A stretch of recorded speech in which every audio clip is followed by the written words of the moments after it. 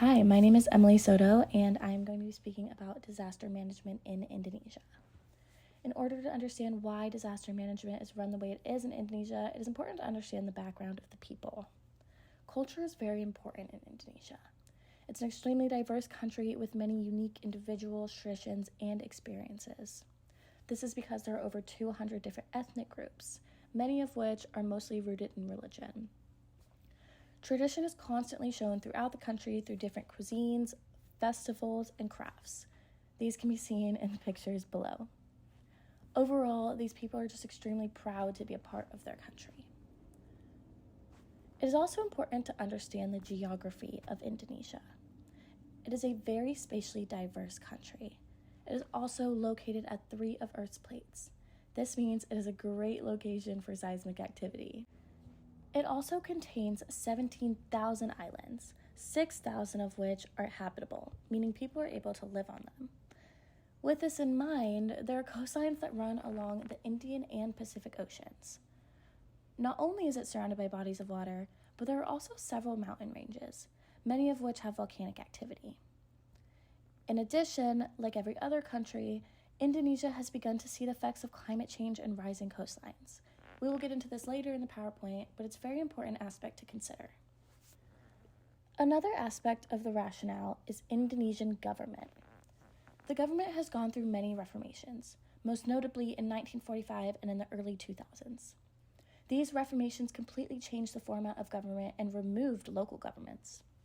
Prior to the Reformation, each individual province had their own form of government, which led to many conflicting decisions. Now, government begins at the state level. These reformations have completely reshaped disaster management, as government lays the format for how to respond to natural disasters. Now, what kind of natural disasters occur in Indonesia? Most typically, earthquakes and volcanoes happen. These happen so frequently because Indonesia is located on the Ring of Fire, an area of extreme seismic activity. In addition, we have already spoken about how there are many surrounding bodies of water. The combination of seismic activity in these bodies of water leads to frequent tsunamis. This is where things start to get a little different. The UN recommends that military does not get involved until the last step of disaster management. In Indonesia, however, the Indonesian military works with the BNPB, the National Agency for Disaster Management, to come up and implement disaster management approaches. This sounds great in theory, but when you get too many important officials involved, there can be a lot of conflicting opinions. To add to this, the deep culture of Indonesia makes the locals feel as though their opinion is more important. They have lived through it, they've been through natural disasters, and they feel as though they know how to best handle them. This leads to a very confused approach.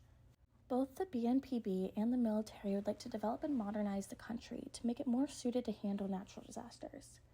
This can be difficult because the Indonesian people, so deeply rooted in culture, like the country the way it is. In addition, there are no true consistent patterns in these natural disasters, so the Indonesian people have difficulty knowing when they will arrive. Lastly, climate change has been big in shaping disaster policy. As coastlines begin to rise, disasters are changing, and policy has to change with them. This is what led to the creation of BNPB, to keep up and track these disasters. I have provided a list of references if you would like to learn more or know where my information from this PowerPoint came from. Thank you for listening. Hi, my name is Emily Soto.